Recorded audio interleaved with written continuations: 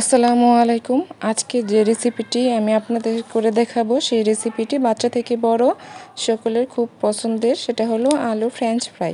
তো বানানোর জন্য এখানে আমি 4টা আলু নিয়ে নিয়েছি। এখন আলুগুলো ভালো করে পরিষ্কার করে কেটে নেব, আর এই কেটে নিয়ে একটা সাইজ করে কেটে নেব আলুগুলো। তো আমি ফিঙ্গার সাইজে একটু মোটা করে আলুগুলো কেটে নিলাম, যেটা ভাজতে বেশি সুবিধা হবে। অনেকে দেখা যায় যে বাহির থেকে কিনে খায়, বাহির থেকে কিনে খেতে গেলে অনেকটা টাকাও লাগে, দেখা যায় স্বাস্থ্যকর না। তো আমরা কীভাবে স্বাস্থ্যকরভাবে বাসায় বানিয়ে নিব তাই আপনাদের সাথে শেয়ার করব। এখন আমি আলুগুলো ভালো করে কেটে নিলাম। এগুলো এখন ঠান্ডা পানিতে 10 মিনিটের মতো ভিজিয়ে রাখবো। এখন এই যে ঠান্ডা পানিতে আমি 10 মিনিটের মতো ভিজিয়ে রাখলাম।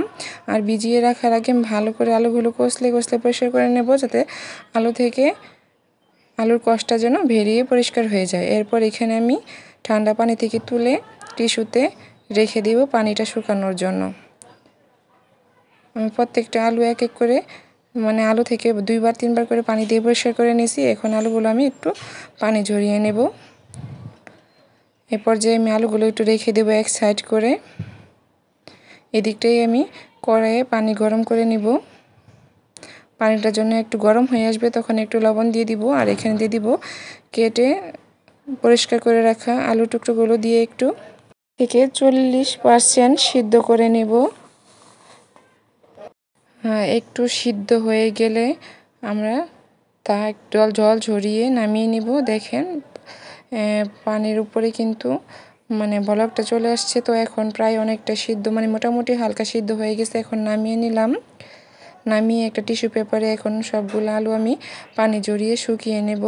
ফ্যানের বাতাসে রেখে আলু থেকে পানিগুলো শুকিয়ে নেব, আর আমি টিস্যু দিয়ে ভালো করে পানিগুলো মুছে নেব, যেন পানিগুলো ঝরে যায়, পানিগুলো যেন আলুর গায়ে না লেগে থাকে।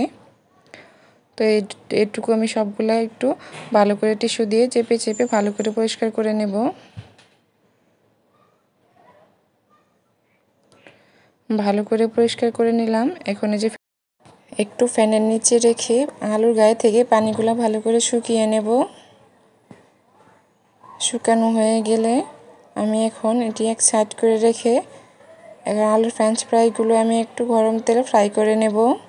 তার জন্য কড়াই আমি তেল দিয়ে দিলাম। তেল গরম করে তাতে আমি আলুগুলো দিয়ে হালকা করে ভেজে নেব। আর অবশ্যই চুলার আঁচটা কিন্তু একদম কমিয়ে নেব, আর বারবার উল্টিয়ে পাল্টিয়ে দিব, যাতে দুই পিঠ একই রকম কালার হয়। ভালো করে নেড়ে চেড়ে ভালো করে ভেজে নেব, বারবার নেড়ে দিব, যাতে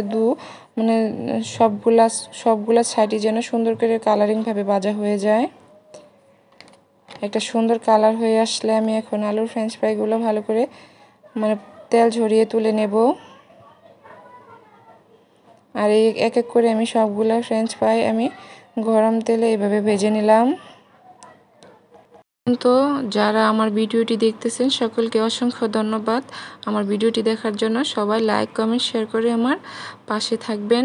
আর এদিকটায় আমার সবগুলো আলু সুন্দর কালার করে ভাজা হয়ে গেছে। এখন সবগুলো আলু আমি তেল ঝরিয়ে ভালো করে তুলে নেব। আপনারা চাইলে এভাবে বাসায় বানিয়ে নিতে পারেন। সবাই ভালো থাকবেন, সুস্থ থাকবেন। আল্লাহ হাফেজ।